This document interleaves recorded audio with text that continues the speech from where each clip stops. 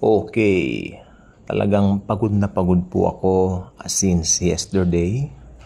At ano pong tawag dito, talagang yung tulog ko talagang kulang dahil maraming inasikaso. At sabi ko naman sa Lord, bawat gising ko po sa umaga, ako'y nagtataka, bakit kahit puyat po ko, matutulog po ako ng alas 12, 12 o'clock, pas gigising ako 5 o'clock o 5:30 ng umaga, hindi ko maintindihan bakit ang katawan ko ang lakas-lakas pag umaga.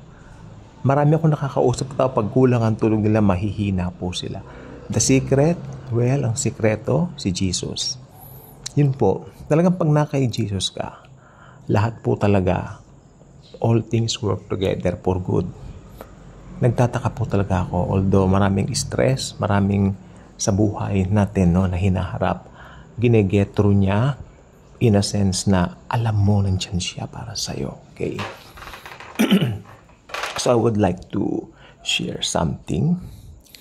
So I hope hindi mawala yung boses ko. Dahil sa totoo lang po, parang kahapon pa, whenever I attempt to say something, parang hindi ganun kalakas ang boses ko. But I will try to the utmost. Not in a way na tinatrying hard. No, of course, Jesus is with me. I know matatapos natin yung gusto kong sabihin dito. Okay.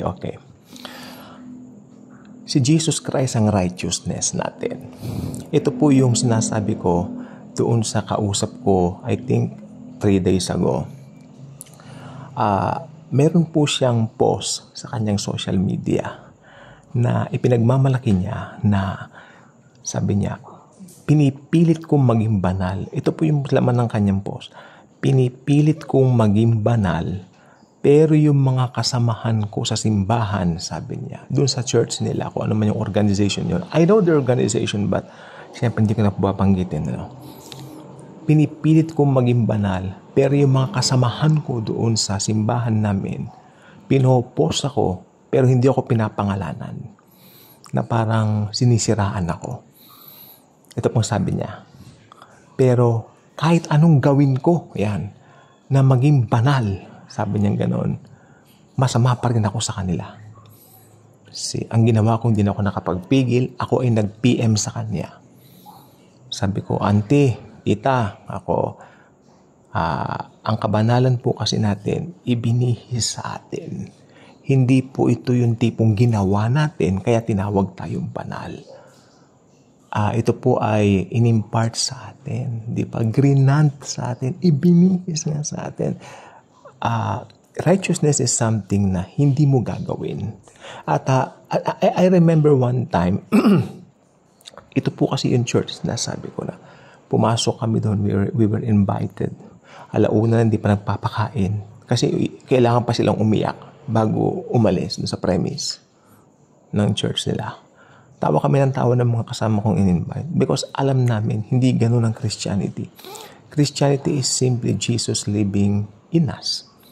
Hindi yung pwede mong gawin dahil ang kaso kasi kapag yung pwede mong gawin, therefore, ang savior ng sarili mo, ikaw. Hindi po ganun. That's religion. Natatandaan po ninyo, di ba, tinuro ko na po dito, akin pong isinare na rito. Religion means we are trying to be perfect in front of God through our own efforts. Which is, hindi po pwede, cannot be barawan dahil tayo po ay makasalanan by nature. Therefore, kung yung pagiging perfect mo ay based sa yung sariling effort, therefore, ang salvation mo ay ginawa mo. Which is hindi po pwede sapagkat Jesus alone saves. Di ba? Nakalagay dito sa kahabaan ng Espanya Boulevard. Dito po tayo sa Sampaloc, sa Espanya Boulevard. Makikita nyo po dyan pagdadaan kayo. Papunta po ng syempre, papuntang Quezon City. Makikita nyo sa bandang kanan ninyo na dyan, may karatula po dyan. Nandiyan pa rin po, Jesus alone saves.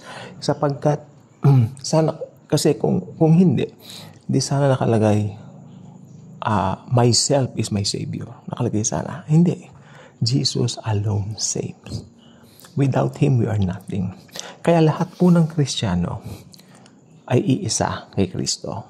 All Christians are one in Jesus Christ. Meron mga naniniwala sa institutional churches, meron mga hindi tulad namin. Kami kasi we choose to live the Christian living in a biblical manner, in a very, very biblical way. Na house church talaga. Actually, hindi lang po house church na, pwede po tayo magpulong o mag-gather kahit saan. Yan ang nasa Bible eh. Pero hindi yan pinag-uusapan. If you're in Christ, kahit ano pa yung pananaw mo sa mga minor doctrines na yan, kay Jesus, ikaw ay perfect. Diba? Ang importante yung major doctrine. Actually, Jesus Christ is not a doctrine. He is our Savior. Christianity or grace is not a doctrine. Christianity or grace is the Savior, the Lord Jesus Christ. So, ano ikinalilito ng mga tao dito? Simple lang po. Nalilito sila, first, dahil nabulag sila ng religion. Pangalawa, hindi naman kasi sila nagpapasa-basa ng Bible. Remember, if you don't read His Word, and yet, nagre-reklamo ka sa buhay mo, bakit? Pangit ang nangyayari sa'yo. Tapos may times that you are questioning the Lord kung hindi magandang yung nangyayari sa buhay mo. Well, wala kang karapatang magtanong. Kasi sa totoo lang, hindi ka naman nagbabasa-basa. Very important ang pagbabasa ng Biblia. So, ang mga Biblia natin, babasahin natin. Wala na po tayong excuse. Anyone can have a Bible right now. I-download lang po natin, sa mga app store natin, saka sa mga, Play Store natin, tayo po ay magkakaroon ng Biblia. Mamili po kayo, marami po. Ako ang naka-download sa akin yung YouVersion. Sapagkat dito po sa YouVersion na app na ito, ang dami pong mapagpipili ang mga version. At nakikita ko whenever na ina-update po ito na itong YouVersion na ito ay nadadagdagan. Halimbawa, may mga bagong salin ng Biblia na nadadagdag. At doon makikita po natin dito na ipinapakita talaga doon, especially sa mga talata ng Efeso 2, 8 hanggang 10, na wala tayong kinalaman sa salvation natin. Diba? Not by works, so that no one can boast. Ang maganda nito, basahin mo man lahat yung version na yan sa YouVersion. Kaya maganda yung YouVersion. I suggest you download that.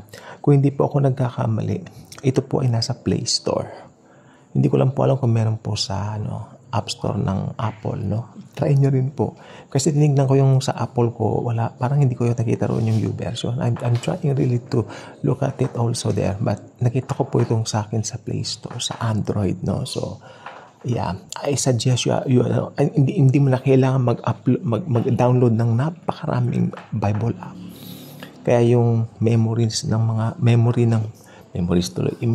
mga lumang cellphones ko, grabe, na-drain, ang dami kong dinownload ng mga study Bibles doon, mga Bibles, mga salin, pero dito sa YouVersion, ang ganda po ng, dahil nandun na po lahat. Kaya sabi ko po sa inyo, if you don't read His Word, tapos nagre-reklamo kayo sa mga nangyayari sa mga buhay-buhay natin, wala tayong karapatang gawin yan. Dahil, unang-una, hindi mo naman naiintindihan yung kanyang salita. Tapos kung may nangyari, magre-reklamo ka. Ganon din po yan sa kaligtasan po natin. Pag hindi mo alam yung katotohanan that we are one in Christ, not because of the good deeds or the good works na ginawa natin, but because of His grace alone. Pag hindi mo alam yan, at nanganganlong ka, at nananangan ka doon sa pwede mong gawin, doon sa effort that you can do to please Him, that's wrong. That's wrong. Come on, please. Read His Word, learn from it, and absorb all of the revelations that the Lord wants you to learn or to know. Ang revelation kasi unti-unti yan, para yung kortina, tabing unti-unti binubuksan. Hindi binubuksan ng minsan, pero unti-unti sa sa pagbukas ng kortina, nakikita mo, ganito pala. Ako po, ang nakita ko po talaga ngayon, inoobserbahan ko ang sarili ko. Sabi ko, Lord, kanina lang po, bago po ako mag-start ng vlog na ito, ako po ay nasa labas, kinukompare ko yung 10 years ago sa ngayon. Sabi ko, Lord, ngayon mas malalim na ako sa grace kasi alam ko it's all about your person, Lord Jesus. It's all about you alone. Hindi ito tungkol sa pwede kong magawa. Hindi ito dun sa religion, hindi dun sa institution or sa institutional churches na kinabilangan ko nun. But it's only about you. Kaya ang righteousness ng lahat ng Kristiyano, lahat ng believers ni Jesus. Kaya alam ninyo, opo, maski mga believers po ni Jesus, tayo po, meron tayong mga minor doctrines na hindi natin napagkakasunduan. Pero kung titignan po natin, yung pinaka-major, ayoko sabihing major doctrine, but gusto kong tawagin itong major truth, no? Natitignan po natin, we are saved by grace, we believe in Jesus as the only Savior, amen? At yung dugo lang niya ang nakapag-alis ng mga kasalanan natin. Past, present, future. Forgive me for my voice, okay? Pero, yeah. At, yun, napatawad na po tayo. Forgiven na po tayo. So, rest assured, we are forgiven. That's why if you're not yet a subscriber sa channel na ito, I invite you to do so. Click the notification bell, share this video, share the wonderful love of the Savior, the Lord Jesus. Thank you, and Jesus truly loves us all. So, ngayon po I plan to take a bath. Maliligo na po ako para makatulog na maaga. Siguro, normal lang po ito kasi napuyat ako ilang araw na. So, I was so stressed. Tapos 5 days. Sobra. Hindi magandang too much stress. Pero, ulitin ko. I am so amazed that the love of Jesus overflows sa buhay ko, overflowing sa buhay ko. Nung matulog po ako kagabi, ilang beses na po yung natutulog ko. Minsan natulog ako alauna na. Nung isang gabi alauna. Sa dami ng ginagawa ng nasikaso, niisip. Natulog ako alauna. Ginising ako maaga. I think mga 5 o'clock. Bago ako natulog, sabi ko, Lord Jesus, malamang bukas pangit ang pakiramdam ko. Much to my surprise. Grabe. Wow, yung inaasahan ko hindi nangyari. Paggising ko, ang gaan ng pakiramdam ko. Peaceful na peaceful.